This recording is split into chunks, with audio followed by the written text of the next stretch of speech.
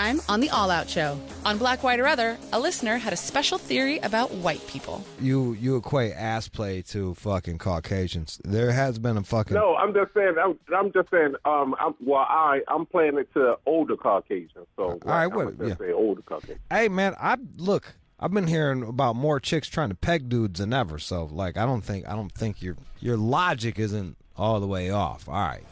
On the news, Jude is triggered by another progressive pronoun. Gender neutral. So the term that they prefer is they be.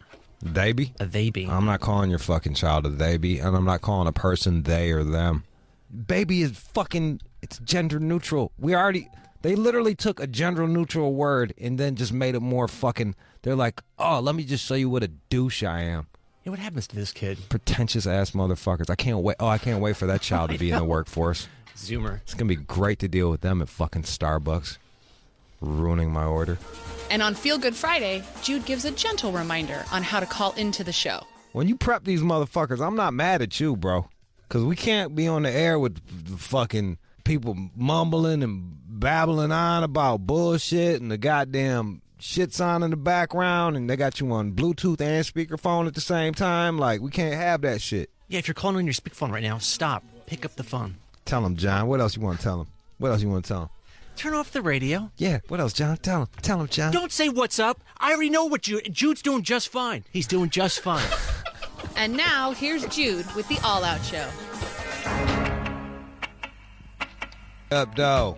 How you doing out there? I went to an art show this weekend, got some culture, hop back on the horse, had some sex. What I do now?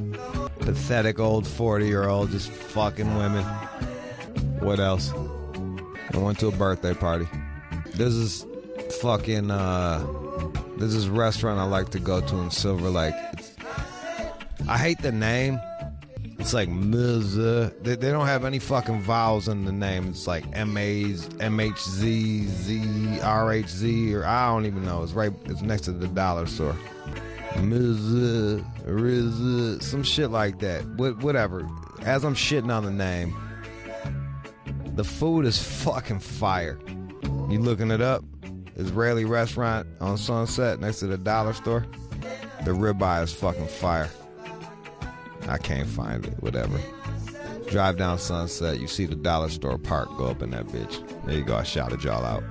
But as I'm waiting for the fucking for a table, which wasn't long because I don't like waiting a long time for shit. I'll just go somewhere else. On the telephone pole, I've been seeing this more and more.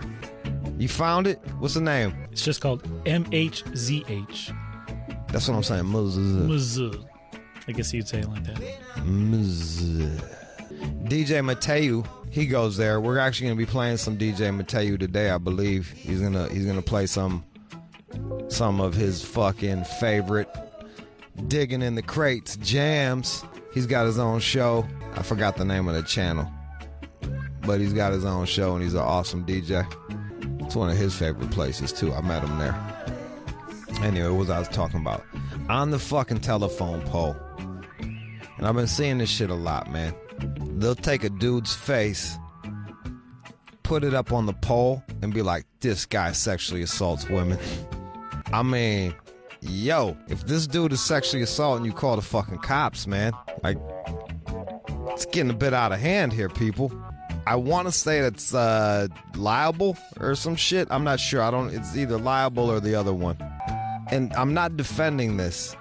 But what I do have a problem with is like, yo, dude, you got to go through due process. Or call the fucking cops. Handle it that way. I'm walking around, I see all these light poles with some fucking dude. He looks douchey as fuck, by the way. Some douchebag fucking just plastered all over light poles saying that he's a fucking rapist. I'm like, wow. Is this what we're doing now? Dangerous, man. Dangerous. Hey, if he did it, fuck him. But, like, prove it. And me supporting due process is not supporting rape. Please believe it. Please believe it. Fucking ridiculous. I was like, damn, dude. Anybody could do that to anyone and just post it up. Just post that shit up. He was all over the fucking place. Good luck tearing that shit down. They had that shit taped the fuck up, son. Take the fuck up, son. Whatever the ribeye, the ribeye was. I had the ribeye braids, cabbage, and some fool, and that shit didn't bother me at all. Shout out to Bob. You know the problem with Bob is douchebags like Bob, and it cheapens his brand. It cheapens the Bob brand because douchebags like him. Hey, no woman, no cry. I mean, bitch, shut the fuck up. With your tears. All right, someone's going to tell me what the fuck it is. Joseph, what up, man? What's going on, Jude? What? Listen, I'm going to tell you how to remember this. All right. Slander is spoken. Okay. Libel is written. So when they're putting the sex offender guy's picture on the telephone pole, that's libel. Now, it's That's not. how you remember it. But it's not libel if he's actually convicted of it, then you can do it, right? Is that. It's not like no. That's beforehand. Yeah. Because, If he's convicted, you can post that shit up and be like, fuck that dude, da-da-da, right? That's well, cool. That's cool already. You have to be not convicted for it to be libel. Well, if he wasn't convicted, that shit was libel as hell, and it was all up and down Sunset, like where everybody walked. I was like, God damn. I agree with you, Jude. Shit was out. Definitely is libelous. All right, that was out cold. Thank you, man. I love your show. I read both your books. They're great. I love them. Thanks, bro. I appreciate it. Thank you for taking the call. Thank you. Thanks for explaining that to me, Joseph, because it just did. Yeah. Hey, speaking of which, fucking Cosby they got that motherfucker, didn't they? I have so many legal questions. Isn't there like a statute of limitations? Didn't that shit like? I don't know I don't know the details of it. Me and Justin Hunt always got in an argument about that shit. I was like, I thought he did it after I saw the interview. I was like, that's some sketchy shit the way he answered. Well, they got his ass. There's some pudding jokes in there. Ain't nobody gonna rape him because he's too fucking old. So he's good. Don't nobody want that old booty. Ugh. I'm not even gay, and I just thought about it. It really bummed me out. I'd have to be locked up in jail a mad long time to fucking even consider raping Bill Cosby. All right, we got a really interesting. We have Helen Smith. She's a PhD, and she wrote this book called Men on Strike: Why Men Are Boycotting Marriage, Fatherhood, and the American Dream, and Why It Matters. And I'm kind of on board with her on this shit. I'm a fucking look at me. I'm 40 years old. I'm living proof. So. And I got my own little reasons, but I would really like for her to kind of break down statistics and all that shit. And she's literally got her bibliography and all of the notes and shit is like 30 pages. So like this is a heavily researched book. This is not just her fucking talking out of her ass. And she's going to talk about men kind of not participating in the American dream. We're seeing it more and more. She's coming up next. We also have Hate It or Love It and the news with Jean. All right. Don't go nowhere. No cry. I want to hear Bullies with Fully. Sorry. Oh, wait. No, I don't. I want to hear the fucking... Are y'all ready? Y'all ready? Here it is. You are checking out the All Out Show with Rude Jude on demand.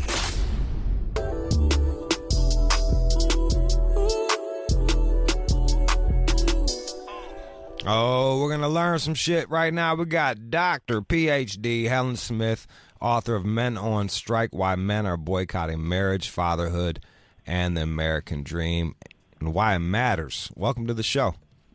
Well, thank you so much for having me on, Jude. I appreciate it. I saw you on YouTube, and I was like, man, she's speaking my life. Oh, good.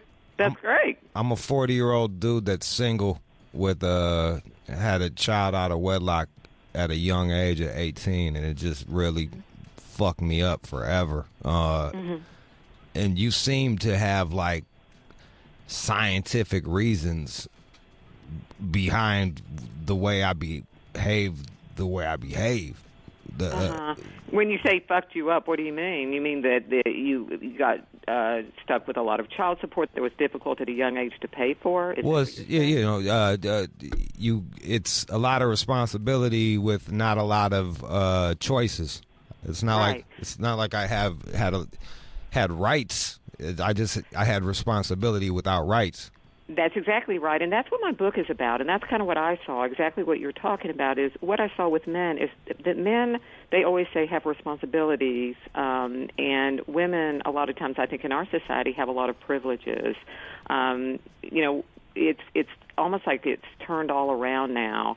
Not that men weren't responsible before, but it's almost like women hold all the cards now in marriage, fatherhood, and so many other avenues. And I think especially I talk to so many men who have children and who they feel our society tells men we have to step up and pay for these children. But first of all, they don't give men any say-so over whether women have the child or not. Women have a say-so. They can decide whether to have a child or whether not to have a child. Men don't get that right. And then men also, like you said, even from a young age, have to provide support for that child whether they want to or not. And only in, this case, like we've done away with debtor's prison in the United States, but when it comes to men and child support, we have not. There are many men, there are thousands of men out there who are in jail, in and out of jail, for not paying child support. And there are so many areas where men don't have any rights, and there's nobody's really working on that kind of thing. And I think that's the reason that I really wanted to focus on writing a book like this, was because I wanted to sort of bring those things in and sort of educate and help people understand what it is guys like you are going through. When it comes to marriage, do you know offhand, like, do women tend to marry up or do they tend to marry down in social class? Well, we have what's called hypergamy. Hypergamy is generally where women marry up, and most of the time women want to marry somebody who is more successful than them, makes more money, is, what they see is more successful. And I think that part of what we're seeing now, the drop in the marriage rate has really gone down. It's like only 50% of people are married now. And younger people, they say that guys, women and men who are millennials now, about a fourth of them will probably never get married by the age of 50. But what we see is a lot of men who do not have a college education and who do not have a high income those are the men who typically are not getting married. It's partly for economic reasons, because women want somebody who makes more than they do or who they see as higher status than they are, and there are fewer and fewer men who are like that. On the other hand, what we define as success in our society is getting kind of crazier and crazier. And I think that if we have all these rights for women, what we need to do is turn around and have women learn to accept that, they need to deal with men who may not be the breadwinners. And we're seeing more of that, but the research is bearing out that women as a whole are not as attracted to those men. So if you are a man who does stay home, who maybe isn't making the kind of money the woman is, then that woman may not, I'm not saying in all cases, but may not be as attracted, and therefore your marriage may not last as long. So there are a lot of things that are against men right now in the current state of our society, and I think that it causes men to feel at a loss, and I think it is very difficult on them emotionally. And the problem out there is that nobody really cares, because all we are geared to do in our society is to hear what women want. We hear about girl power, but we never hear about the needs of men and boys anymore. Well, yeah, and ultimately, like, for me, I just want shit to be fair. You know what I mean? Like, right. Like, fair is fair. Like, like when it comes to the child, how often I think personally, I think it should be joint custody. Mm-hmm. How often is joint custody awarded, or even just the man awarded the child? It's pretty, not very often. I think about 88% of times women have most of the custody. It is changing just a little bit, but not a lot. There's only 12% of men who are sole custodians. There are more, men now who have joint custody, and there are groups out there. There's a shared parenting group that I get emails from, and they're very good and very vocal about trying to help, men to get access to the kids. And I think part of the problem is that people, the courts and women expect child support to be paid, but in order to get higher and higher child support, or in order to control the man, they won't let the man see his child. And that should never be. It shouldn't be contingent on whether the man is paying the money or not. It's not like he's buying the kid. A child, in their best interest, needs to see both parents in general. And that's, so what's happening is kids are losing out, and dads are losing out on their kids. And you're right, it isn't fair, and the system is now, we haven't changed any of the rules for men. In other words, we hold men to all these standards, and we've given women more and more rights and access, and we talk about what's fair, but really we're talking about more privilege. And at the same time, I think men are always heard that they're the privileged ones, but I don't think they feel that way at all, because in reality, when it comes to relationships, marriage, kids, I don't think that the courts or the society is fair to men. And that is that is your theory. That is why less men are getting married. Well, my theory is that the rewards for marriage are not as great as they used to be. Risk reward is crazy. Excuse me? The risk reward is... Yes, it's all turned upside down. In other words, the reward for men to get married has gone down, and the risk for men has gone up. In other words, if you used to be a man, you would get some rewards. Like you would be looked up to as a married man. Maybe you would get... I'm not saying a woman to cook or clean or do any of those things, but I'm just saying that people would... like it was more of an equal thing where, okay, maybe you would go out and earn money and the woman would cook and everything, and now you're expected to be the cook. I mean, every man I know is a cook. He cleans, he earns the income, and he takes care of the kids. And the women, the more the man does, the more he's sort of put down. And I think a lot of fathers and people in our society do try to act in equal ways. And the truth is men are still bringing in the majority of money in the home. And, of course, feminists would tell us, well, that's because men make more money all the time. But really, the gap is not that high. And when they actually look at what women in cities who don't have kids, they tend to make as much as men or, very close to what men make. So I think part of the problem is that women want to stay home, have more access to the kids, and be able to make the same money as men, but it's really not possible if you're not able to work as much. What do you think about alimony? It seems like that made sense in the 50s, but now that women are in the workforce, I don't understand. I don't understand alimony. Did you talk about that at all, or? Yeah, I do, and I don't. Well, I talk about that in the book, but I think the alimony honestly should be outlawed. I mean, that's my personal opinion. I suppose there are some good reasons for either whether you're a man or a woman that if you have maybe sacrificed and helped your partner go to school and raise the kids and everything, that maybe for maybe a year or two you should get some support, maybe till you could get a job or something. Right. Maybe that would be reasonable, but it is totally antiquated. But the thing is, we have all these, quote, feminists down fighting these laws. Like, I think that they were trying to overturn an alimony law, like a really heavy one, where in Florida you were having to turn over a huge portion of your income to a woman for alimony, and they were trying to overturn those laws, but a lot of the feminists there were saying, oh, this will just hurt women.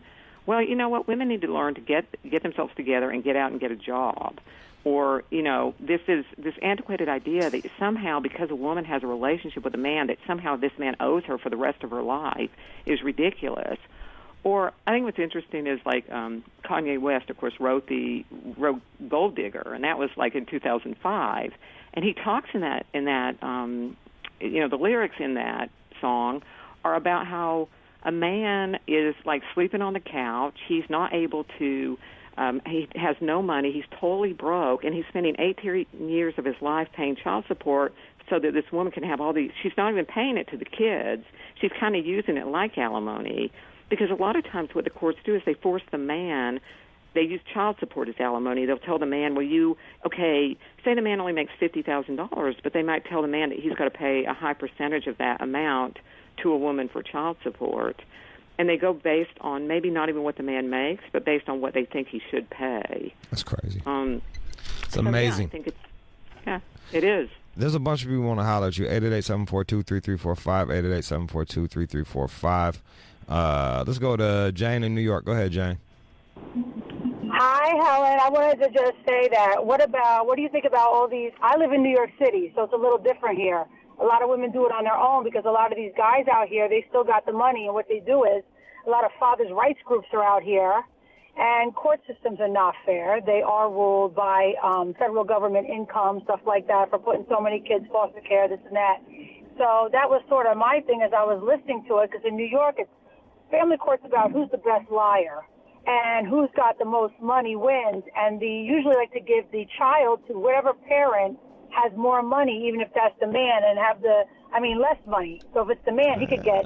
I don't think you're right, the woman Jane. has to pay for it. Jane, the statistics. Yeah, I'm absolutely right, because I live in New York, and that's how it works. The statistics don't bear the numbers don't actually prove your point. They're actually heavily against what you're saying. But in New York City, it is that way. Do you have anything to say on that, Helen? Well, about New York City, I'd have to actually look that up. I do know that in Massachusetts it's absolutely not fair, and that's another city. They've actually done studies there, and they found that there's a high number of men in Massachusetts that don't get their children and And the other thing about some of these cities is that they did a study in Massachusetts looking at who was incarcerated for not paying child support, and in that case, 98% of all the people who were incarcerated in those cases were men. So I think when it comes down to it, there might be individual cases like Jane was talking about where it looks like a man might be getting access or might be getting custody of the kids, but I can look at the stats, and I'd be glad to get back to you with that. But I really think that it's pretty clear from the statistics of only 12% of the men across the country getting those kids. One thing I do want to say is men with more money sometimes can fight back, and one of the biggest things, and one of the things, I'm here to talk to men today. I mean, I am interested in women's voices, that's fine, but I am really interested because men will not speak up for themselves. Jude, you are one of the few that I've actually seen that will stand up and say, hey, this isn't right. You're calling me, a deadbeat dad, or you're saying these things to me, and you know something? Other men will white knight, that is, they will tell other men that they're no good, and so many men themselves won't stand up and fight. And I think when it comes back to it, maybe the New York men are just more aggressive, because one thing the research does show is that when men do fight for the custody of their kids, they do tend to do better, and they can win those cases. I think, but don't you find it ridiculous that somebody has to fight for the custody to have like joint custody of a child that is half theirs? I do find it ridiculous, but part of the problem is that people make all kinds of allegations which are believed. There's something called parental alienation syndrome, where the parent, generally the mother, will make up stories about maybe the dad. Again, this can happen to a woman too, so I'm not saying it's only men, because there are women. But if a woman comes forward, and in these days, if a woman even says, hey, the guy raised his voice to me, or he's been abusive, they know all the tricks to use, and those lawyers out there will tell a wife, a woman, they'll say, these are the things to do, and it's so easy to alienate a man or to make the man look like the bad guy. It's fun. Because in our society, people always think the man's the bad guy 90% of the time. Women are very upset with you, and men are on your side. It's kind of funny to see the separation of the callers. We just had a lady. Let's go to Brian and Charlotte. Hey, what's up? I just want to touch on the point, it's definitely unfair when it comes for a male to battle for custody. I live here in Charlotte. My ex is in Raleigh, and I had to drive, the temporary court order was to drive to Raleigh every single Saturday. So it was basically prove yourself. You want to be in this child's life, you got to prove yourself and own up to what you're telling us. So I did that, and then I was later granted primary custody at the final hearing. And then even that, it even goes further into child support. Because there's a thing where, ladies, if they're not working, and even though I was the primary custodial parent, I still had to pay $400 a month after that. I finally just went to court a couple of weeks ago and got that dropped, and then now, she owes me. But here's the thing for men, and I want all men to listen closely, because, there are father's rights. The system is going to be totally against you. From my experience, it's been nothing but a battle and bias. I had to spend over $30,000 on an attorney, which goes along, with, you have to put up money to be able to get that custody, which is totally unfair, because it's up to us as men to prove that we're able to be, my daughter is 2 years old. So we have to put, as parents, our selfish needs aside, and we need to focus on what's better for our children. Because at the end of the day, that's what it comes down to. That's what who are they better off with, and who's going to provide a future? Because that's everybody's future at stake there, and we need to make sure that we are teaching our kids the proper morals and life. But sometimes, like, I hope that men, I don't expect an immediate change, but for the time being, step up, man. Step up, own you were man enough to take her out to eat and, do the thing, but this is life, man, and this is someone's life, and this is your child. Own up.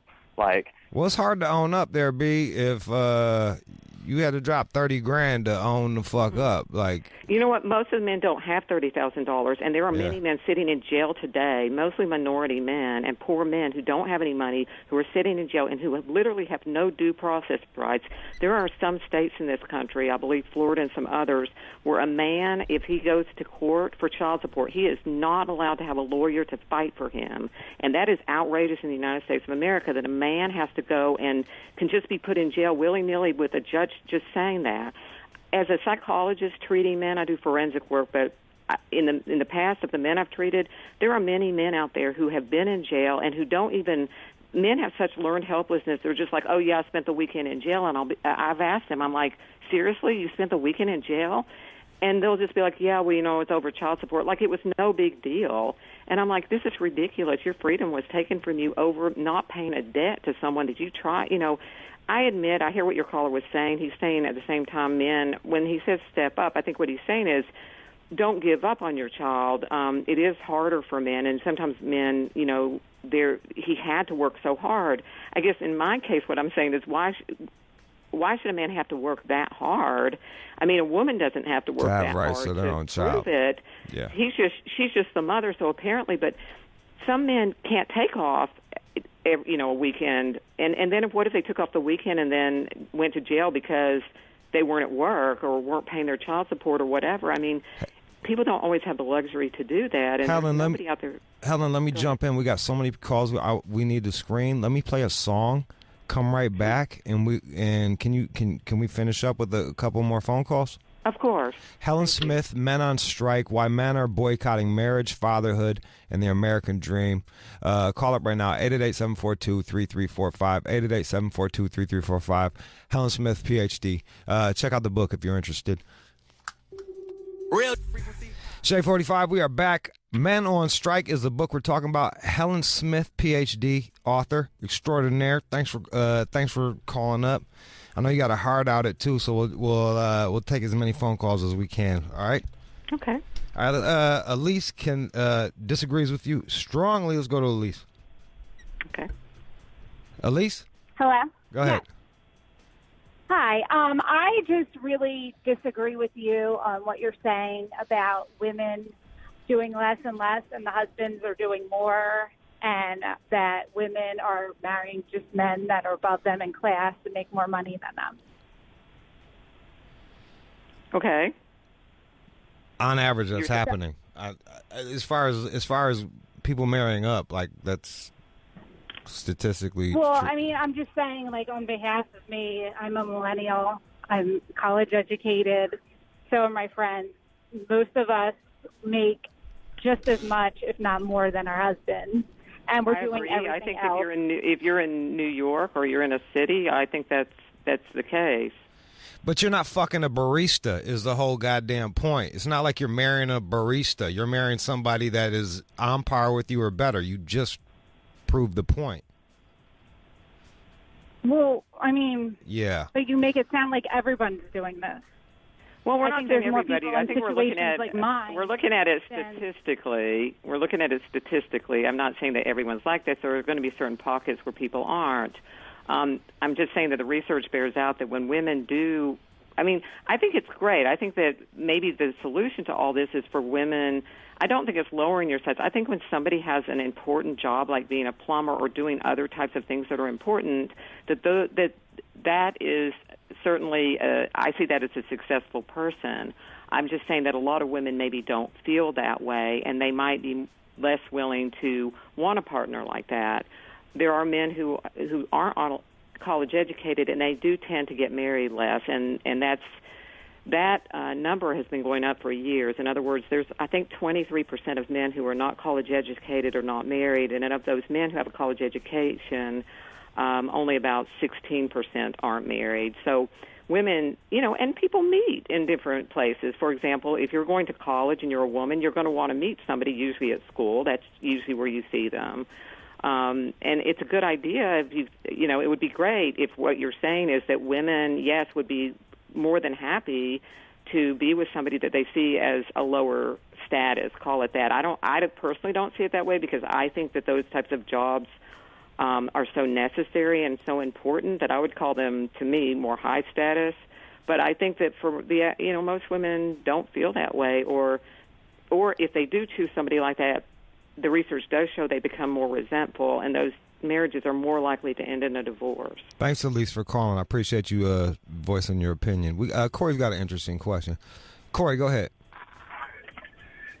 Hello, sorry I had to turn my radio off. My question is, do you feel like women and how they spend the child support money should be tracked? Because if a man's supposed to be paying child support, that's supposed to be support for the child, not, oh, she's going to get a new cable channel or get a new iPhone or buy her boyfriend sneakers.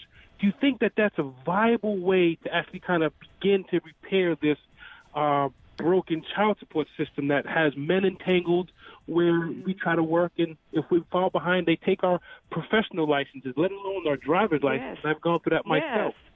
No, I think that should be outrageous. I mean, it just seems like they're cutting off. I mean, why should somebody go to jail? Now, how is this going to help a child? They always talk about the best interest of the child, but the way I see it, sometimes I think the society is looking at what the best interest of women are, and they're seeing it's exactly what you said. If the child support money is supposed to go for feeding the child and for taking care of the child, I think those are the things that should be paid for. And it does seem to me that the woman should have to make some, report or let the government I'm a libertarian. I don't want the government more involved. So I hate to say this, but if they are taking money from a man, I do think he has some right to see where it's expect that spent. money would be to the child, not to the mother. And I mean, certainly if they need a bigger house, maybe, but how big does it need to be?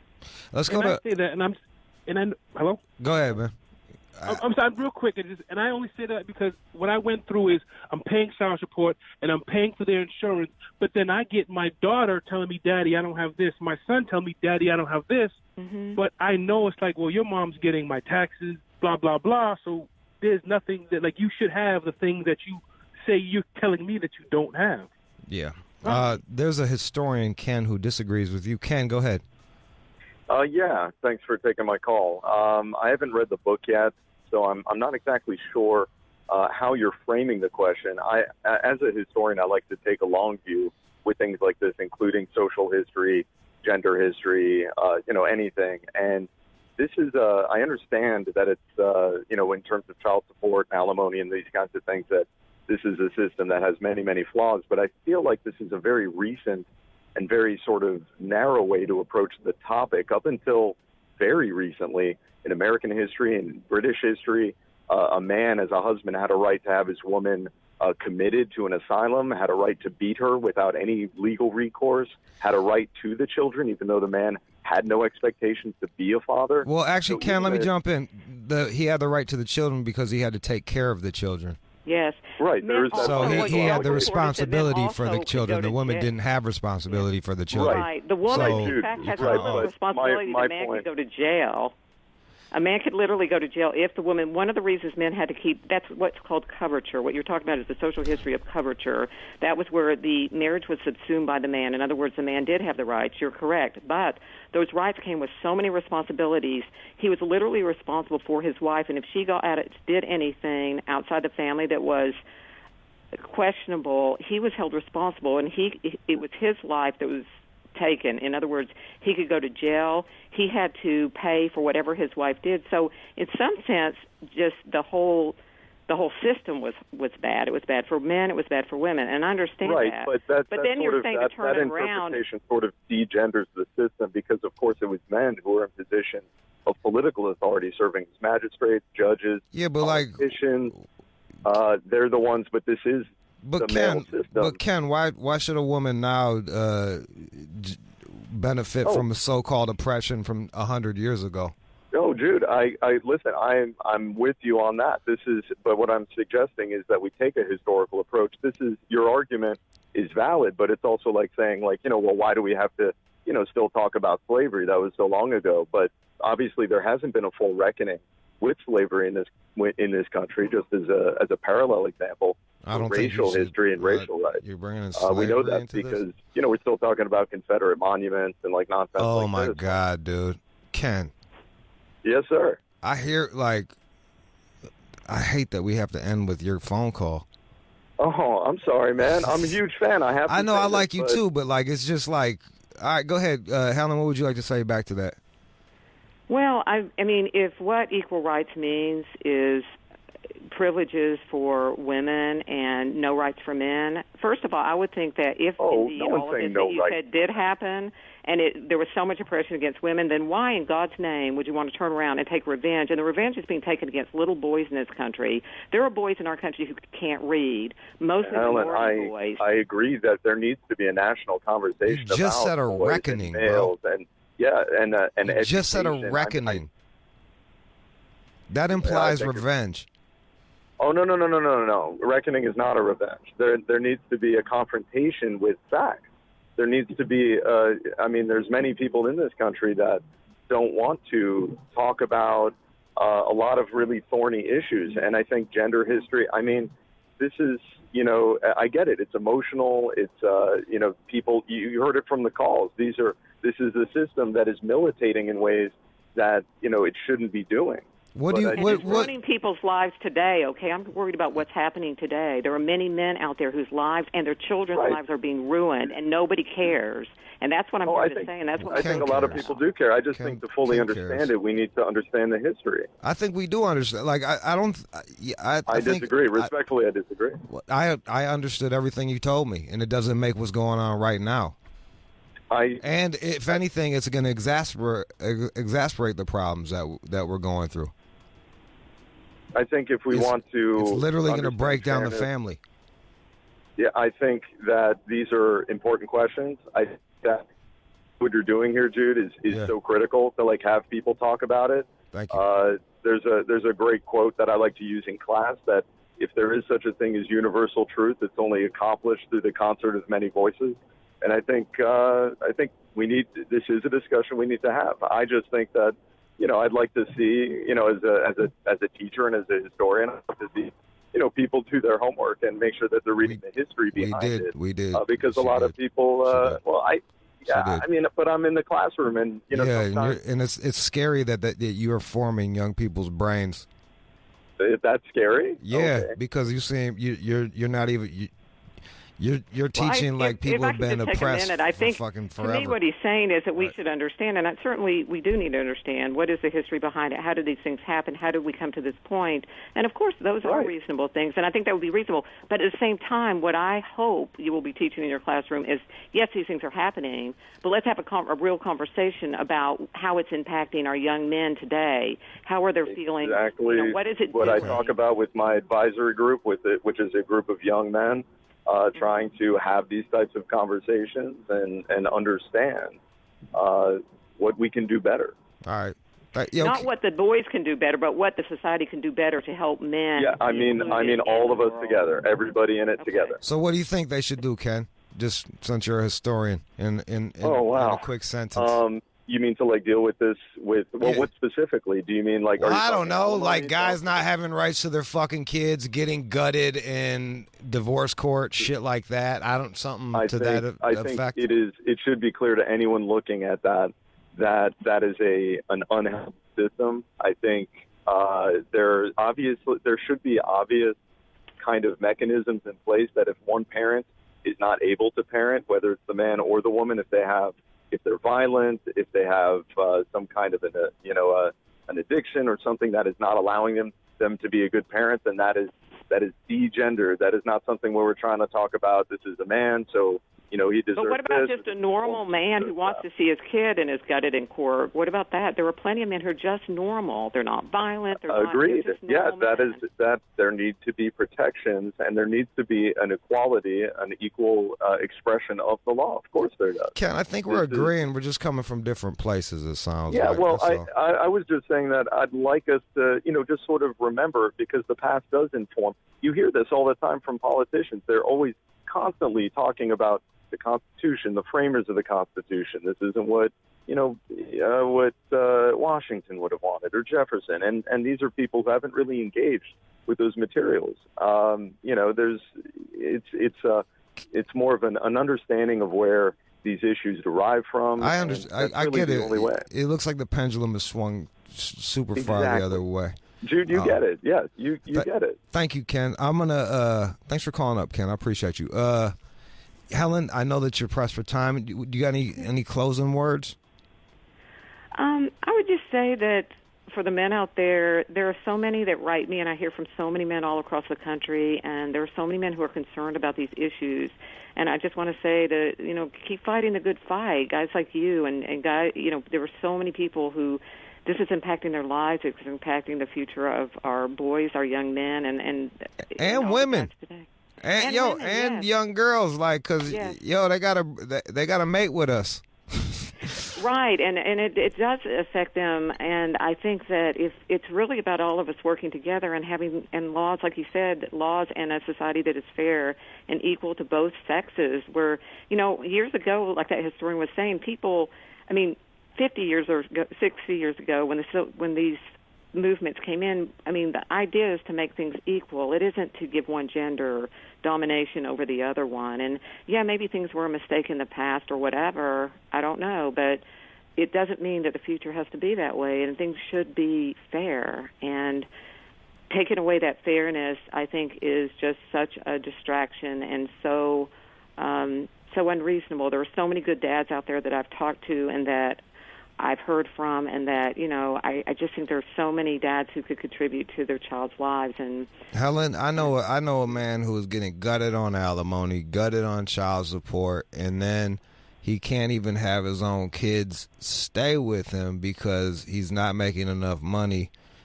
after being gutted to have an apartment nice enough. He has to stay in a studio, so his kids can't even stay with him. And the wife is dating a man and won't get remarried so that she can continue getting his money. And it's just like, I see that time and time again. And that's not to take away from, there's a lot of deadbeat motherfucking dudes out there. We're not excusing these cats, but there needs to be some middle ground, there needs to be some equality. Yes, I agree. And thank you so much for having me on, and thanks so much for opening, the door to some of these issues, and keep talking about them, because I think it's through talking and through just it being educational where people can really learn and understand more about what are the things that we can do and how do we all fight this. We're on the same side. We're just coming at it from different places. 888-742-3345. You're going to jump. I would like to take some more of these calls just to hear y'all's stories on this shit. Thank you so much, Helen. Oh, thank you. If you're ever in LA, I want you to come in and sit in with me and chop it up I'm out face there to a lot. face. I come out for work, so I would love to do that. Thank you so much. Really looking forward to meeting you. That's Helen Smith. Okay. Bye-bye.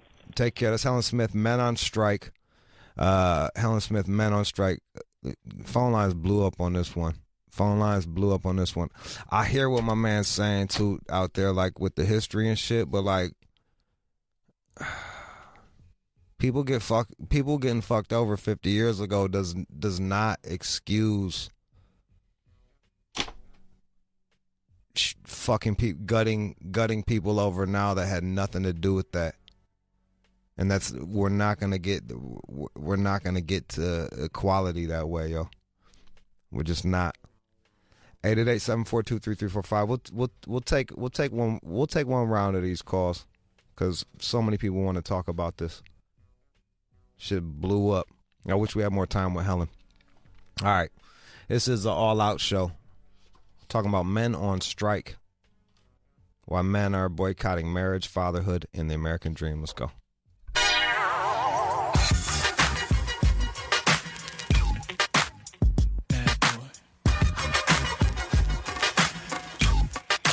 keep on moving.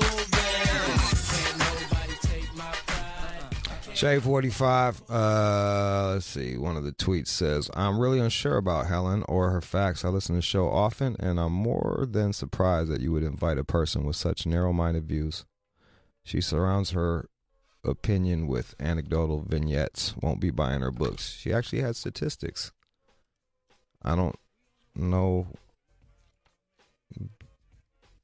It was straight up, she said statistics there, champ. Maybe they don't support what you believe, but let's take some and I thought we were fair. I thought we had pros and cons on there. But it's funny how a lot of women that seek fairness only want fairness when it benefits them. So you might just want leverage. Angel, go ahead. Jump in. Oh. Yo, you can hear me? Yeah, go ahead. All right, cool. I was calling originally to chime in on the tracking of the child support. Yeah. I don't think that would really fix the fucked up part of the system. There are times when, and I can only speak for myself, right. There are times when the mother has to use her own money out of pocket because the fucking child support was late or some shit, or it didn't come at all, and then they use that child support to pay back whatever they used, you know what I'm saying, from their out of pocket or whatever they had to scrape up extra that they didn't have at the time. Right. I don't think tracking would fix, that fucked up part of the system. I guess we're not excusing men that willingly are not paying child support and that you're when you're up against it. But often you at times you do see women mismanaging money that There are tons of females out there that are not, handling what they need to be handling with their kids. They rather go out to the club, get their nails done with the money, and that's not right. There needs to be something in place, but I always fight for. There's two things I always fight for. I think there should be mandatory fucking DNA tests with every fucking kid that's born, so we know who's the goddamn dad. One. And two, I think there should be a limit on child support. Like there needs to be a ceiling. Dollar wise? Yeah. Kid wise? Dollar wise? Yeah. Dollar-wise? Yeah. I would look to see what the government gives per child, and that's where I would leave it at. And anything else is up to the discretion of the man. Still, the percentages are still wrong, but they base it off of what the father's income is and how much they feel that the father can give. Yeah, I know. I think that's bullshit. Like, just because the father makes a lot of money doesn't mean the kid is entitled to that money, as far as I'm concerned. But that's fucked up that your old man is not paying on time, and you had to go through some shit like that, Angel. Yeah, it is what it is. We make these choices. So. And let's go to fuck, Angel. Go ahead, Angel. Oh, G, my bad. Go ahead, G. Hey, what's going on, man? I had a previous relationship. I had a child, my son. He's 10 years old, and I've been co-parenting well with him. I ended up getting married right afterwards, and I had another child with another girl, and we ended up getting divorced. Now, she made it so I couldn't see my daughter for an entire year just out of spite. Now, that's the type of stuff that needs to be kind of investigated. Because straight out of spite, she first called, like we was having an argument. She called the police and tried to tell them that, oh, yeah, he was hitting on me and stuff like that. Luckily, I had my Xfinity cameras pointed into the house because they were about to lock me up, and I had hit play. The next day, they were like, she didn't even do nothing and made her leave because she was drunk. But then the next day, she goes to the courts, and the courts go, oh, yeah, well, then if she says you was hitting her, you can't do nothing. You're pretty much screwed. And I'm like, look, I got the videotapes, I got everything. And they're like, well, you're going to have to wait until this. And, I mean, the stuff that they're doing now is just not right. And child support don't make any sense for the woman in general, especially if a man's trying to pay, because they're taking their cut anyway. So you're not even getting as much as you need to get. Yeah, bringing the courts in. Let's go to Sarah in Los Angeles. Go ahead, Sarah. Hi. I'm just kind of sorry.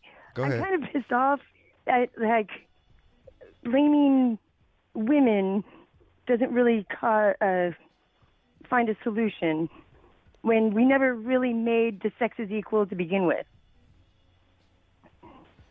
I don't think anyone's blaming women. I think they're blaming the system that is kind of taxing dudes. And it seems to be set up where we have a lot of responsibility and not a lot of rights. I actually totally understand that. So I'm not my mad dad- at ladies. Don't get me like, and I don't think she is either. So like, my dad tried to get custody, and there was no way they were going to give a single man custody of a child that wasn't married. isn't that? Don't you find that odd? Yeah, no, yeah, he just ended up taking me. Damn, he kidnapped you? Yeah, and I Did he go to jail or what? How did that work out? No. I found her when I was in high school. Damn. Yeah, she was an unwed mom already. I don't think she had a job, and he had a great job, place to live, and the courts weren't going to give him custody because a man raising a child alone was unheard of. Yeah, it's crazy. I mean, I remember. I'm 40. Go ahead. You grew up what? I grew up in a house of dudes and had to learn girl.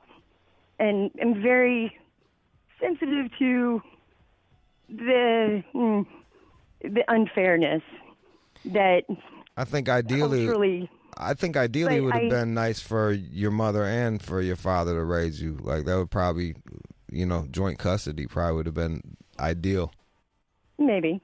Or not. Was your mom crazy like that? I think he thought it would be easier without her involved. Oh, there you go. Let's go to John in Ann Arbor. Go ahead, John. Hey, what's up, Jude? How are you doing? Go ahead. How you doing, Jude? I'm good, man. What's up? Go ahead. So. Oh, no, I have a little reverse situation. I have 2 children of my own. I work in a family law firm. We deal with divorce, custody, all the BS. But I went away for a little while, about 4 years. My son's mom stepped up, did it. When I came back, I took on the same 4 years.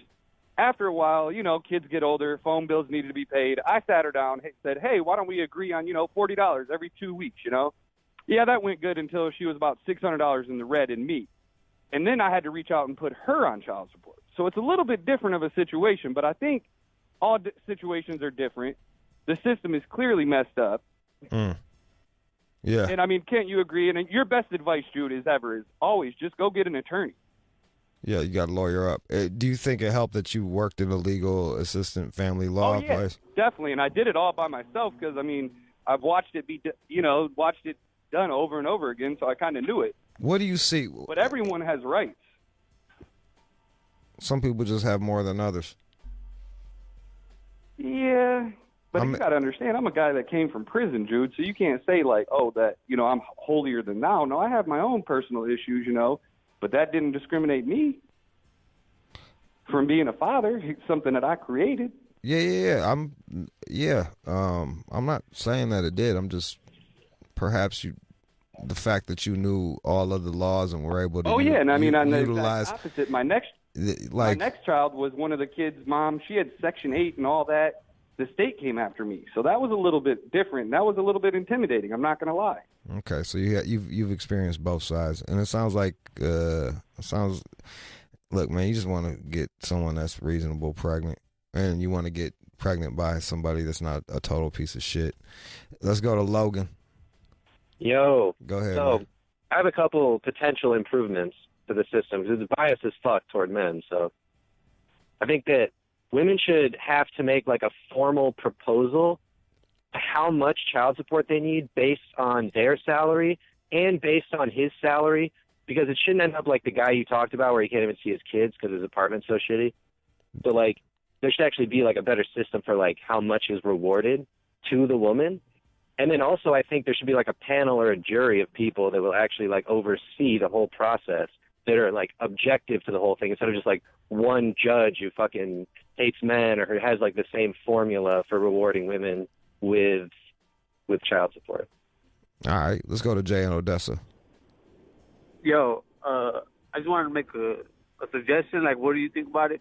What if you like take the gender out of it and you just give like the judge a stat sheet and see like, you know, this person A makes so much a year, person B makes so much a year, you know, person B lives in a house like this, like that goes into like who gets the kid, you know what I'm saying?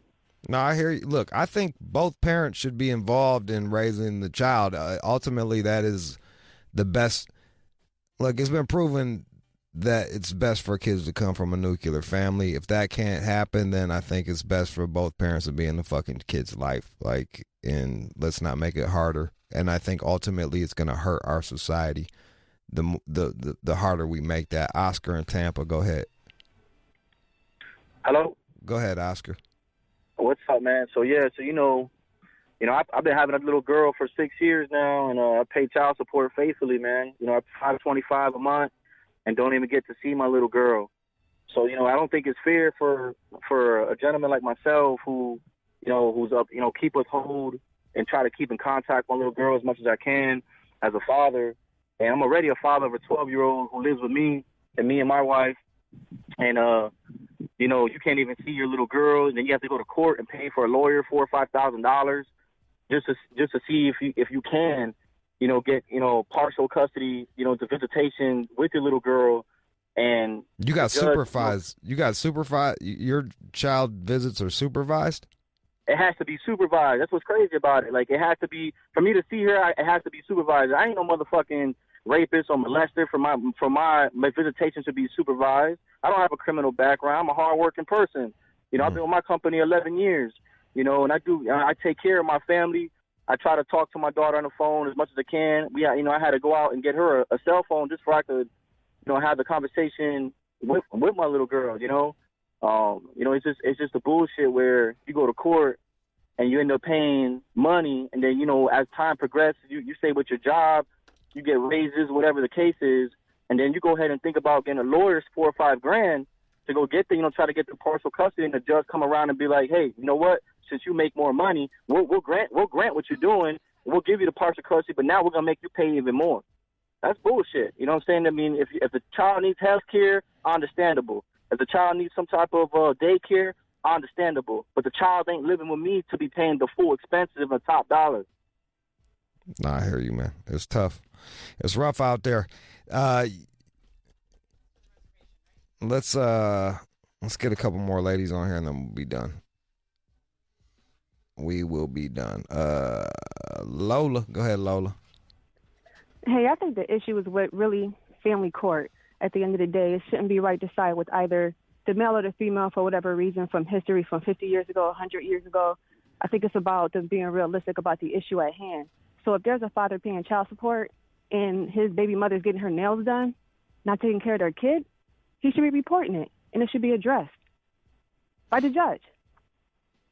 Instead of everybody fighting about, tracking the child support money, it's really the family court. Everybody needs to be having these conversations and going to the court and trying to get a better judge or trying to get, better rights. Because at the end of the day, there's deadbeat moms and there's deadbeat dads. Yeah, that's a good point. Unfortunately for me, I had a deadbeat dad. So I had a ton of child support in arrears. But when they finally paid me, the arrears, which came from like a tax offset, I was able to pay my credit cards off. And good thing I got good credit because I was able to, borrow from myself, to keep me from going in debt, taking care of my kid by myself. But I do know some good men out there who are taking care of their kids, and they're getting taken advantage of when it comes to child support. Because, in New York, it sides with the woman. And I'm a woman, and I'm hardworking. And like I said, I got a deadbeat dad.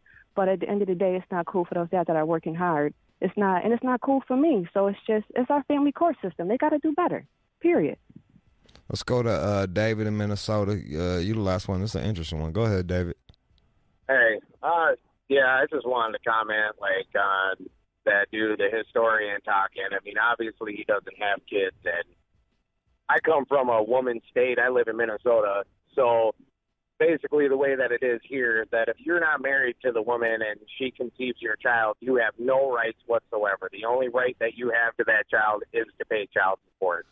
Now, it's messed up because my ex is from a reservation, so she's Native American, and she took my kids, went to the reservation. Her new boyfriend was putting his hands on my kids, all this other stuff. She got them taken by CPS, and since, I mean, even the FBI was involved. So, I mean, it came down to where the FBI told me we can't do anything because it's a reservation, and the reservation said we can't do anything because you're white. I mean, I'm stuck in a whole cross hairs of fire here because they got men's programs out there called like Fathers First and all this other stuff, and really it's a bunch of crap. I mean, I hate to say it, even though I'm a two-time felon from 14 years ago, when I go down to these groups, it seems like that's really all that it is. It's fresh felons coming out of jail who had domestic abuse charges, and they help them out. But as soon as I say, hey, I need some help, they turn around and say, you got $5,000 to $20,000 to pay for a lawyer, you know, and then when you find a lawyer, the lawyer wants more because then you have to find a different lawyer that can actually practice on the reservation. I mean, there really are. Yours is a very special fucking case of getting. Yeah, well, I mean, I have fucked. another kid too that, you know, I can barely see, and even his mom doesn't even have custody of him. I'm the only one paying child support for him, and she can rip and run the streets all she wants. And her mom gives her an allowance of $400 a month. I mean, how are you going to reward somebody for bad behavior when they can't even take care of their own? You know, I mean, I'm out here Monday through Friday sweating, building houses, and paying my child support, and I can barely see my kids. I can barely get any help to get any of my rights because as far as I know, since we were never married, I have no rights. All right, more people want to talk. We're going to play some music. We'll tape this. We'll put it on. We cannot tape this? All right, we can't tape this shit. All right, shout out to Sean, Bruce, James, Joe. Everybody has interesting stuff to add to this. This was, look, phone line's still going off for this one. This one was a hard hitter. We only fuck with the hard-hitting topics over here at Shade 45. Whether you agree with it or not, men on strike, why men are boycotting marriage, fatherhood, and the American dream, and why it matters. It'll probably fucking really bother you gender studies people, but you should, you guys are the ones who should pick it up and read it the most. That way you can, if you disagree with it, you can, you'll know your enemy. Grab it up, and if you're a dude, check it out too. All right, man, let's go. You're all invited. You are checking out the All Out Show with Rude Jude on demand. Days. Thinking about them days. In what might possibly be the most controversial feature on the radio today. Bitch, don't play that shit on this radio no more. This is the place where careers are made. That shit was awesome. I love it. And broken. Yeah, what's up, you fucking poser, man? That shit was whack. It's time for Hate It or Love It on Shade 45. Shade 45, we got Willie Rage. He was a manager. Yeah. What up? You're manager of a motor company? Yeah, man. What's that like? At a motor company. Y'all make motors? Car manufacturer like, Ford, Honda. Oh, word. Mazda. All right. Yeah. Wait, hold up. All the motors come from one place? No. Oh. No, I work for one specific one, but I don't want to name it, you know what I mean? All right. Damn. Yeah. Conspiracy shit started going on in my head. I was like, what? That's how they do sunglasses and shit. You know what I mean? You think you get some Ray-Bans, they made it in the same fucking shop. Right? Nah. I appreciate being on, Jude. Appreciate you. You came on a few years ago on One, right? Yeah, man. I went with my song CA about 4 years ago, so we're going to try it again. How come you haven't blown up since then, Willie? Man, I'm trying to figure that out, man. I don't know how these kids do it, man. Honestly, I got all social media stuff, and I got videos on YouTube, but I don't know, man. The age that I'm at, I'm like 30 years old, so I need, like, somebody to back me, like somebody who's established in the industry or something to co-sign me. You know what I mean? That's how I feel. All right, well, let's see if you can get a co-signer. Let's see if you can get another fucking win. That's hard enough as it is. Yeah, let's start there. Let's start there first. What's the song that we're gonna be playing?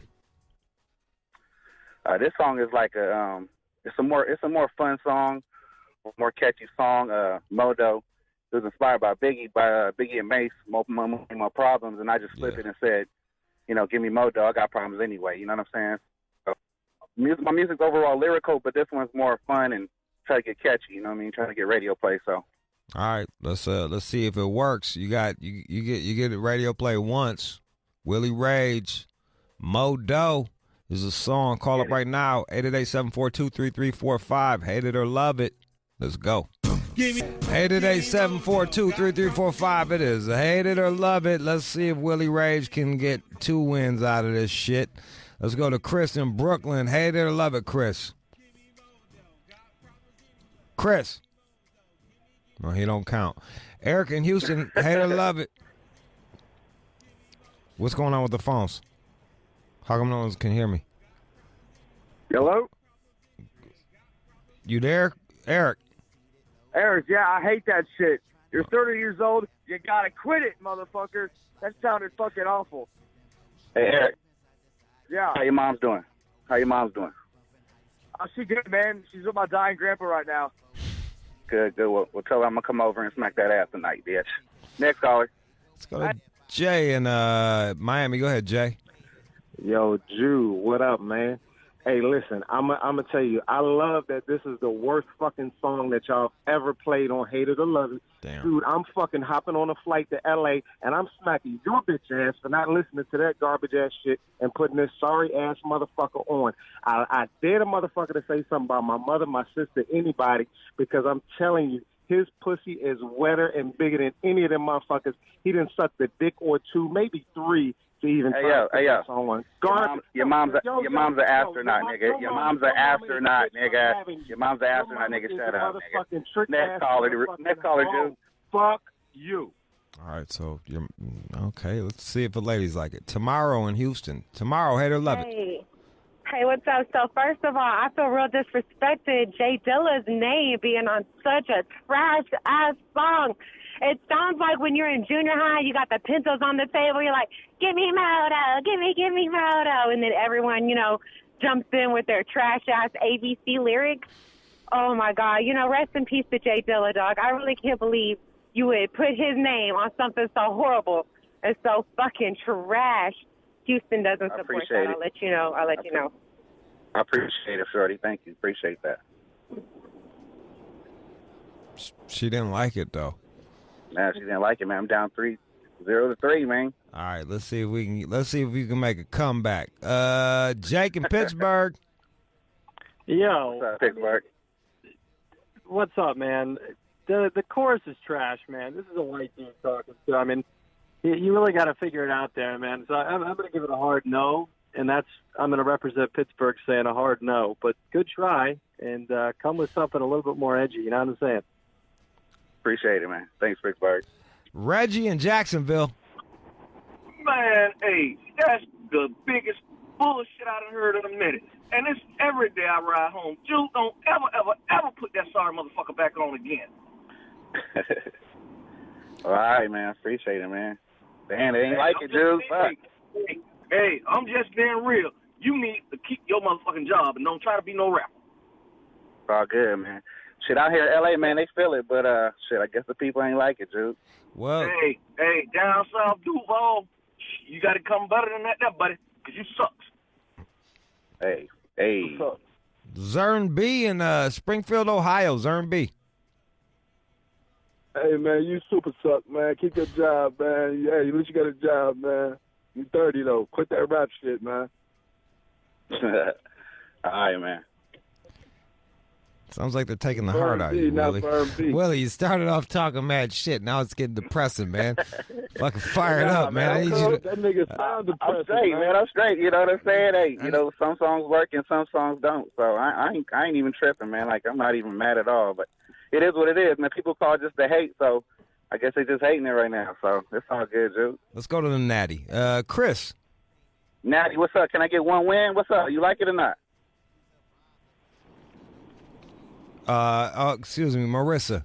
Marissa in Florida. I'm here. Go ahead. What's clicked up, on the Marissa? wrong What person. you think about it, Marissa? To be completely honest, that is one of the worst songs Damn. I've ever heard in my entire Wow. life. It's worse than Lil Pump. I'm sorry, but Wow. I don't know who I guess Lil that's Pump what I gotta is, do, man. I guess that's what I gotta do, Jude, to get some love, man. I gotta do some generic Chris. shit. All right, now we're going to go to the Natty. All right, maybe you'll get some love from the Natty. Chris. Ohio, talk to me. She just hung up. Literally. All right. Let's go to the ATL. Hey, man, I'll take the L. I'll take the L, Jude. It's all good. We'll just man. give I'll you. take the L, We'll man. give that a win. We'll give that one a love, just because we lost her. Marlon in Atlanta. Marlon. Atlanta, what's up? ATL. Hey, bro. Check this out, man. I hated that shit, but I ain't gonna shit on your shit like that. You know what I'm saying? I ain't no musician, so I can't say I can do better. But man, you need to hit that motherfucking studio harder than that, man. That shit was garbage.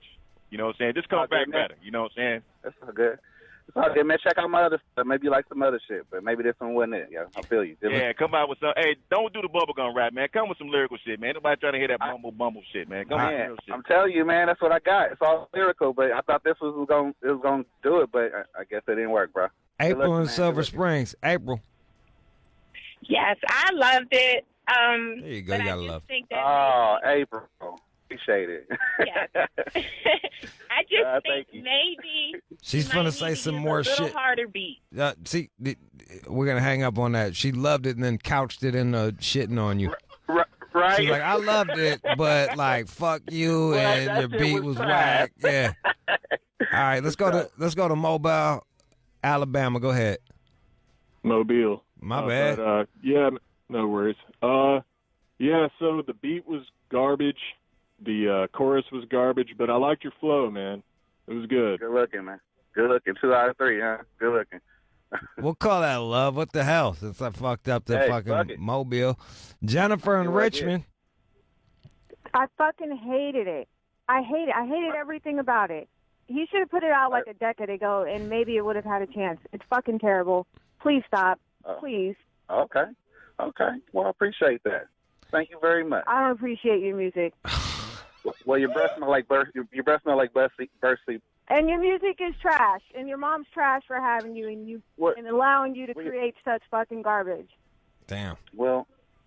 Wow. Well, your mom's an Okay, asshole. bye. Shut up. Appreciate it. Your music's awful. Have a terrible day. We'll end with Josh in New Orleans. Josh.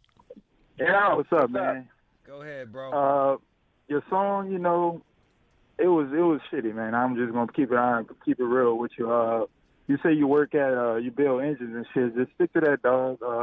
Let the music shit go, unless you come with some harder shit. I don't know what song they played when you won, but obviously you need to stick in that lane, because whatever this shit was you did is not you, bro. Just stick to the lyrical shit if that's what you do. Don't try to do the bubblegum rap. That's not you. Come harder next time. Didn't like so I get it, Jude. They just didn't like the bubblegum shit is what it was. I can't call it. I don't know what they didn't like. It seemed like there was like 12 different things that they shitted on you for. What did you think about it, Jude? What did you think? It was fine. Keep it real, man. You drew too. I wasn't feeling it, but I don't like much. So like, don't take it personal. I got you, man. Yeah. Good looking, man. There you go. That's Willie Rage. Did not win, and Hater Love It, but you won 4 years ago, and that's all that matters. Yeah. They can't take that win away from you. 4 years ago, you fucking won that shit. All right, that was Hater Love It. Coming up next, who the fuck knows? It's the top of the hour, basically. Don't go nowhere. It's the All Out Show.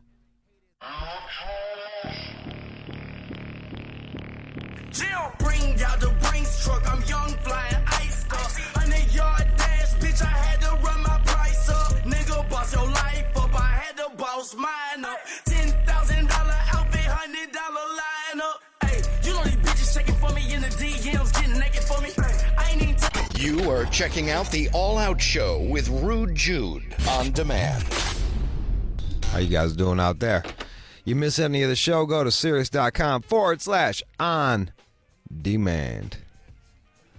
And You can listen a la carte. No music, just me talking. Blah, blah, blah, blah, blah. Now, I was told that you can get the Hyena on vinyl on Amazon. Let's see how we do this. Amazon.com. Hyena audio. Let's see. Well, that doesn't fucking work.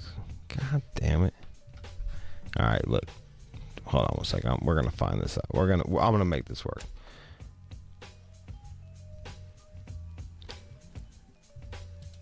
Son of a bitch. I don't know how to find it.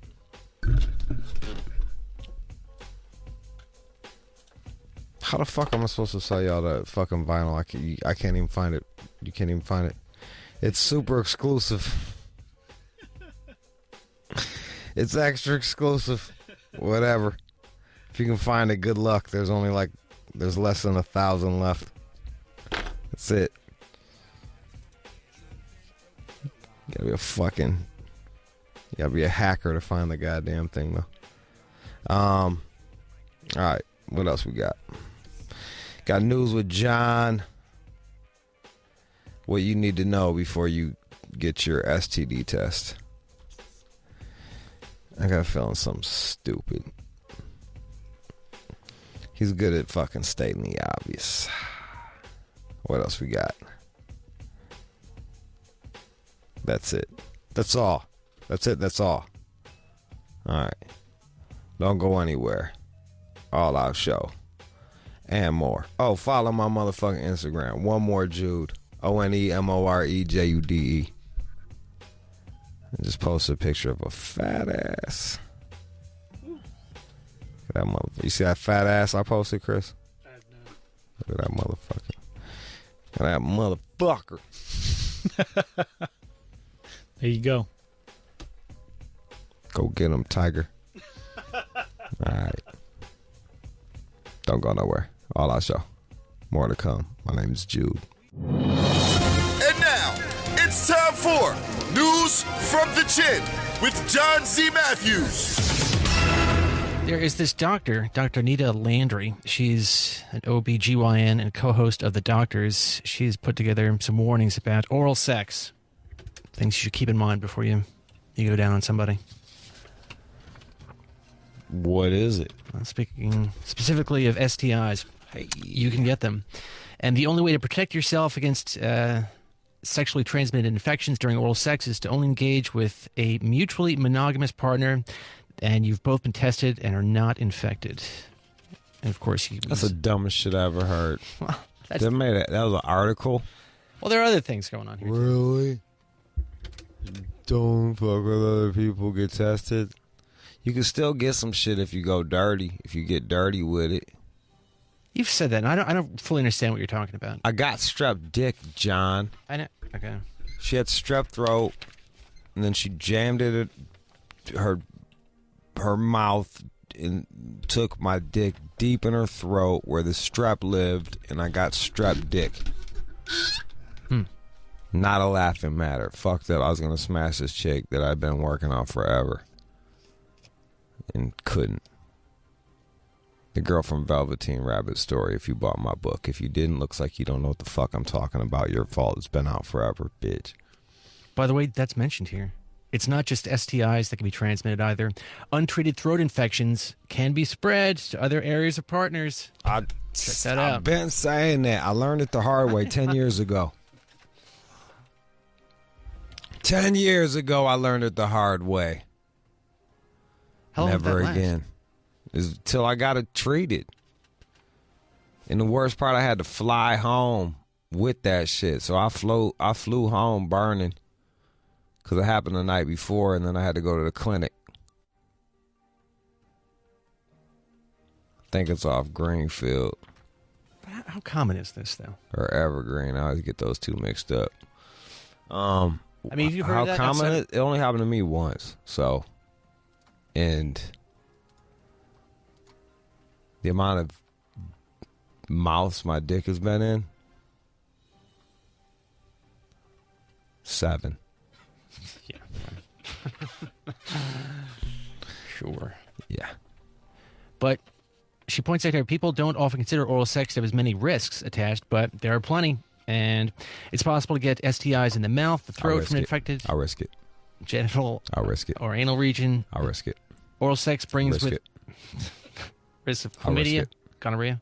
I'll risk it. Syphilis, herpes. I'll risk. Ooh, I don't like the herpes. HPV. I do check them out. There was a close call one time where I got some head and she had like some shit on her lip and I had to be like, whoa, what is that? And then she explained to me it wasn't it, and turns out it wasn't. But I was scared for a second there. I will not risk that. You should cover the genitals prior to the oral. Wrap the penis in a non-lubricated condom. There's a young lady that listens to this show who I sleep with, and she tried to like do the condom blowjob shit, and I was like, we're not doing that. Just don't go down on me. And she didn't. She came around. It took like 3 times. Finally, I was like, I go down on you without shit. Like, she's a little worried. I get tested more than most people do, man. Do you show them the paperwork? Do you say, look, here it is? No, I haven't. I mean, sometimes. Sometimes they don't even give me the paperwork. They'll just have me come in, point to fucking numbers and shit. They'll be like, you have this, a 0.0 of that much. And I'm like, I don't know what the fuck that means. Am I burning? Am I burning? Filipino lady, am I burning? Thank you, Filipino nurse. And they're saying for eating somebody out, cover it with a dental dam or a cut condom. You can cut a condom. That works too. It's some Reynolds wrap. No. Wax paper. No. Tinfoil. It's not real. Oh, that doesn't work. Not sexy. Tinfoil. That'll stop it. I would love to see some goddamn oral chlamydia hop through tinfoil. That's some bad. Yo, if it gets through tinfoil, it deserves it. It earned it. Is that it? That's it for the oral. Thanks for telling me the obvious. It's almost like I've been saying this shit over and over and over again the last 2 weeks, and then you come with the fucking confirmation. You didn't start off by saying you were right. I just wish you would have just said that at least. Have you ever heard of the cut condom thing before? I've never heard of that. Man, that's good information. I ain't for all that shit. Right. Bro, I never use a dental dam. Never. The fuck I look like? Man, it's sexy as hell. I'm going to eat you out first. Let me put this tarp on your pussy. Pussy tarp. Yeah, you taste so good. Tastes like fucking licking a Barbie. Ugh. Sexy. Now I want to try it. See what it's like. There's this French. Try it on your new girl today. Hey. That's not happening. You're not going to go down on her? No. Pussy. No. That would be extreme. Yeah. There's this French museum that has discovered that more than half of its paintings are fake. That's a big deal. That's a fucking ton, dude. Yeah, that's a real problem. What's the name of the museum? It is... The Louvre? Oh, it's the small museum in Helen, France, dedicated to local artist Etienne Theroux, a contemporary of Henri Matisse. I heard of Matisse. And the state-owned Terrace Museum. How do you spell Matisse? Matisse. I think I like Matisse. Yeah. But I like Gauguin. He's the one that went overseas and just had all the topless Tahitian broads, like just badass tittied out girls. Oh yeah, Matisse. He does all the blue shit. The blue figures. He's cool. Roughly $170,000 was paid for the phony oil paintings. Hey. And they invested nearly $400,000 into refurbishing the museum. Hey.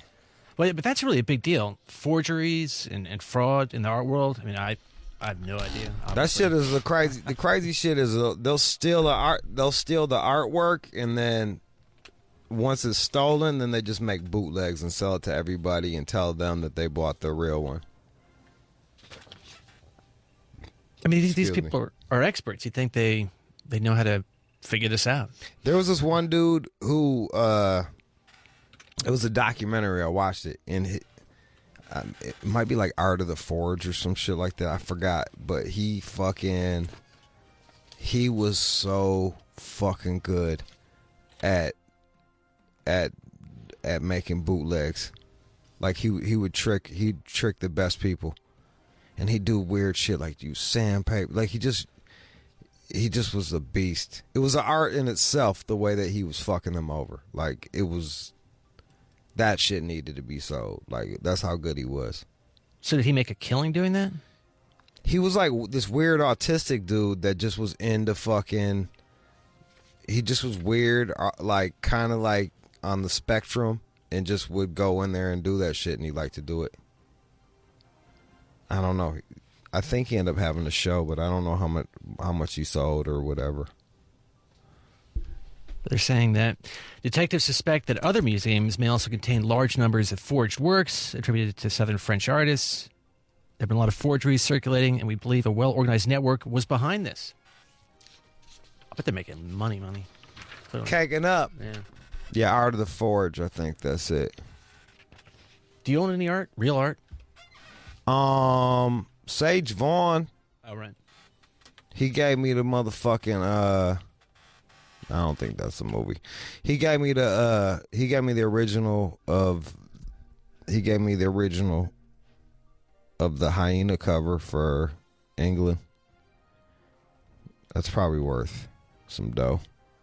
Keep it in a vault somewhere? Just on the wall? It's back in Michigan. Or is it here? I don't know. I'm not going to tell you. I see. Jesus Christ, man. Sorry.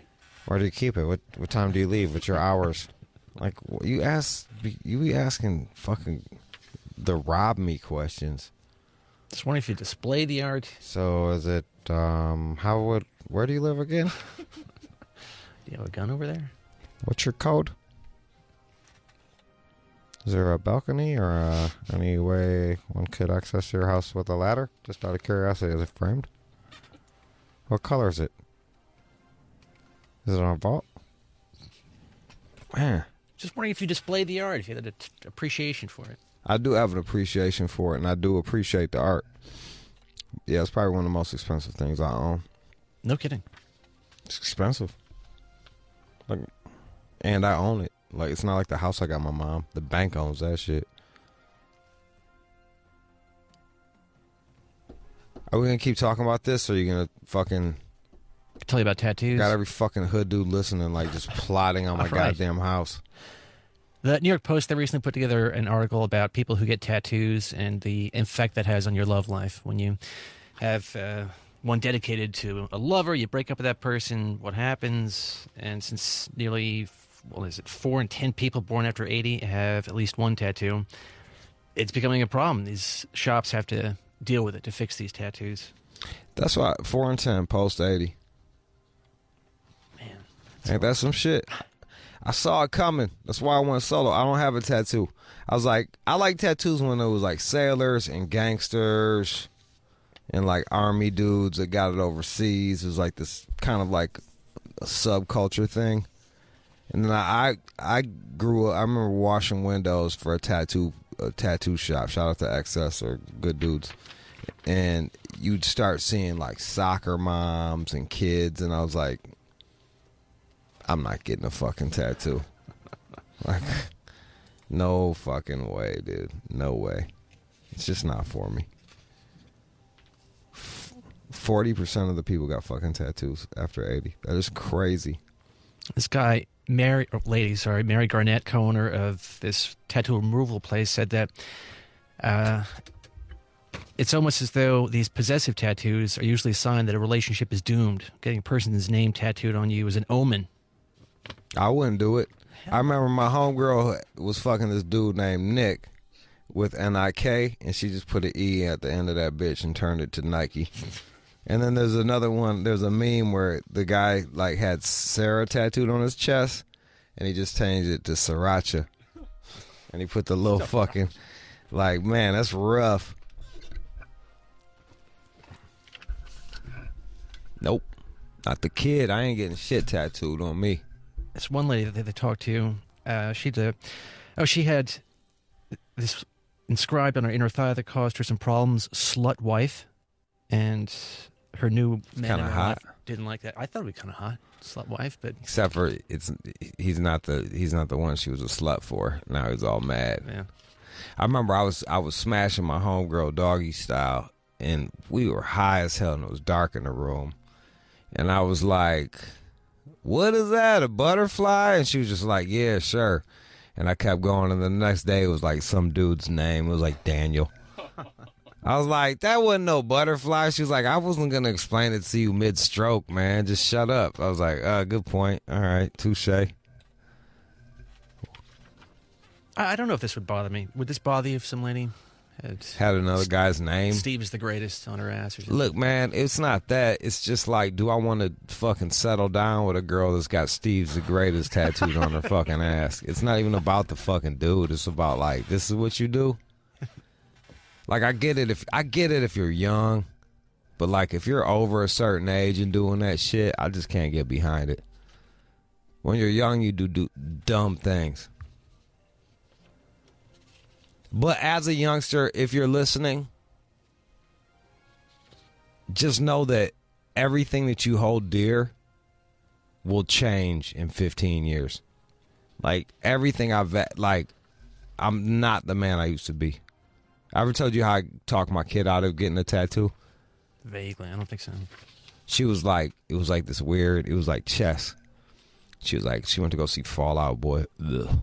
So she went to go see Fall Out Boy, and she's like, oh, I'm going to get a tattoo. I'm like, oh, no shit, what are you going to get? And in my head, I'm like, do not get a fucking tattoo. And I'm like, oh, shit, what are you going to get? She's like, I don't know, like a star. And I'm like, ugh, fucking star, are you kidding me? And I'm like, where are you going to put it? She was like, on my wrist or on my ankle. I'm like, it's already hard enough to get jobs. Like, don't be and you're going to college, like, don't put tattoos on your wrist unless you're going into some fucking creative shit.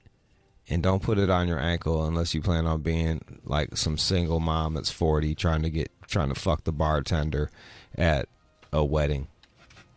Cause that's who has tattoos on their ankle. Some single mom, the chain smoking. She was like, then what should I do? I was like, you should totally get a tattoo. Get it next to your vagina. Yeah, that's great advice. That way it'll be for you and whoever you're intimate enough to see it. And it just shut her down. She wasn't ready for that one. She was not ready for that one. That sounds a little awkward. Sometimes you got to go awkward to stop your kid from getting a stupid fucking tattoo, man. I'd rather say that than be like, don't get one. And then she was like, fuck you, Dad. And then next thing I know, she's got like fucking Fall Out Boy down her arm.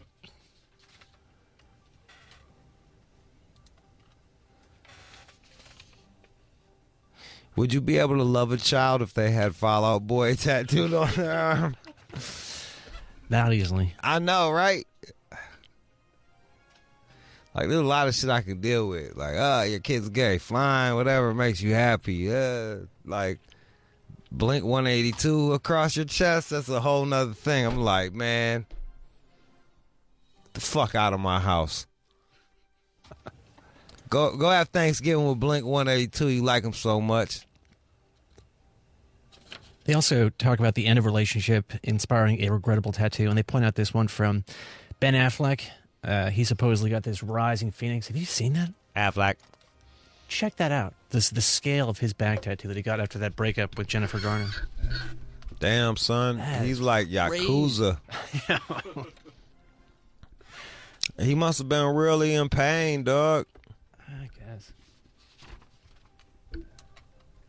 Can't get no shit from when he broke up with J-Lo on his back.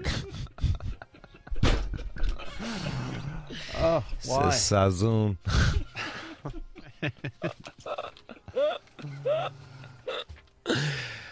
killed myself.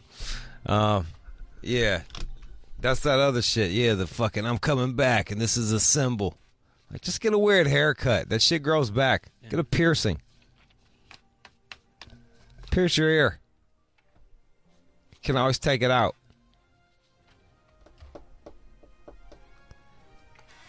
I'll say 80% of my friends that I hang out with do not have tattoos. Self-selection. Self-selection. And if you got a tattoo, that's cool. I'm just saying it ain't for the kid. Got a little happy news for you. Hey. And now, time for good news. And there's this rogue cat that was hiding in JFK Airport for 8 days, and they finally rescued Pepper the cat. Oh, Pepper. There's Pepper the cat up there. Let me see Pepper. Looking a little spooked. What the fuck is that? The picture of the cat's eyes are glowing. It looks haunted. Well, they've got a spotlight on him. Kill that fucking thing. Yo, bro, if I saw a cat with eyes like that, I would shoot it. What? Like, yo, dude, that shit is straight. Yo, that doesn't look like it's a fucking demon cat that's finna fuck up airlines. He's on the prowl. It looks like if that cat snuck on a plane, it would crash. Isn't it? I think it's good luck to have a cat on a ship, though. Back in the day, the pirates and shit, they'd have a ship cat catch the rats and shit. Good luck. But Pepper here was on the run for about 8 days. It had been curled up inside a carrier, and who was getting ready to board a flight, and then they dropped the carrier, and then the cat bolted. You're like, fuck you, I'm gone, bitch. Where they find him? Don't know. That's the news. You are checking out the All Out Show with Rude Jude on demand. That was the show. I want to thank everybody for listening. You're okay with me no matter what everyone else says about you. You just remember that. No matter what they're saying about you on the internet. Keenan was on the phones. Chris is on the boards. Alex is the producer. John is driving down to go get some pussy as we speak. We'll tell you all about that tomorrow. My name is Jude Anthony Angelini. This is the All Out Show. Appreciate you. Let's go.